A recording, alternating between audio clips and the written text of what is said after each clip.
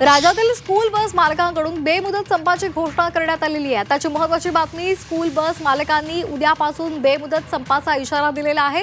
मागण्याकडे सरकार लक्ष देत नाही असा आरोप त्यांनी केलेला आहे। शालेय विद्यार्थ्यांच्या वाहतुकीवर त्यामुळे परिणाम होणार आहे।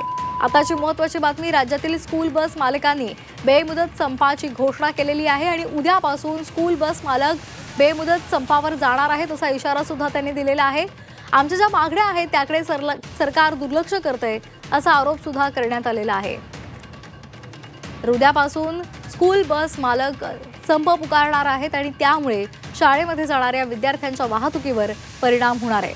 आताची महत्त्वाची बातमी, या संदर्भात सरकार आता काय नेमका निर्णय घेत आहे हे पाहणं महत्त्वाचं ठरणार आहे।